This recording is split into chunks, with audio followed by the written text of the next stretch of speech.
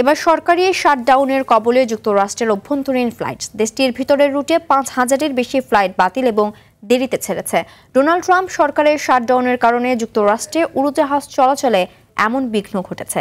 মার্কিন পরিবহন মন্ত্রী বলছেন, পরিস্থিতি এমন থাকলে আগামী সপ্তাহে 10% ফ্লাইট বাতিল হতে পারে। আরও জানাচ্ছেন ইমরুল হাসান।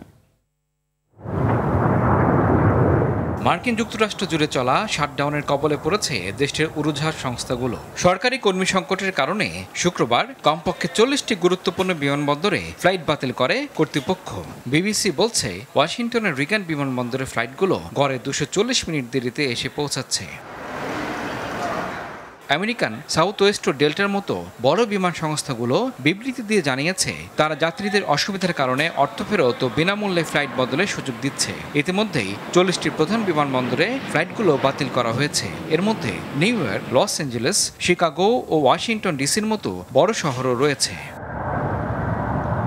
যুক্তরাষ্ট্রের পরিবহন মন্ত্রী সিন ডেফি বলেছেন, কেবল 4% ফ্লাইট বাতিল হয়েছে। পরিস্থিতি এমন থাকলে আগামী সপ্তাহে 10% ফ্লাইট বাতিল হতে পারে বলেও শঙ্কা প্রকাশ করেছেন তিনি। এছাড়া সরকার শাটডাউন বন্ধ না করলে 20% ফ্লাইট কমিয়ে দিতে পারেন বলে জানিয়েছেন দেশটির পরিবহন মন্ত্রী সিন ডেফি।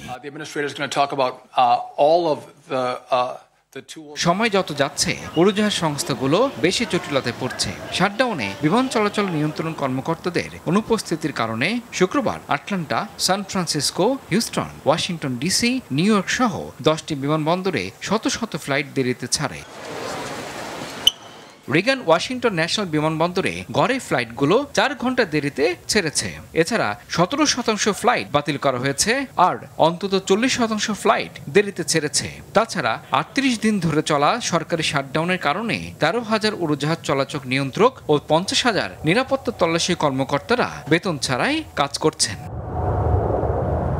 বিশেষজ্ঞরা বলছেন, এর ফলে অনেকেই কর্মস্থলে অনুপস্থিত থাকছেন। তবে অত্যাবশ্যকীয় কর্মী হওয়ায় শাটডাউনের সময় এয়ার ট্রাফিক কন্ট্রোলারদের বেতন ছাড়াই কাজ চালিয়ে যেতে হচ্ছে। এদিকে চলমান শাটডাউন যুক্তরাষ্ট্রের ইতিহাসে দীর্ঘতম শাটডাউনে পরিণত হয়েছে। ইমরুল হাসান, RTV।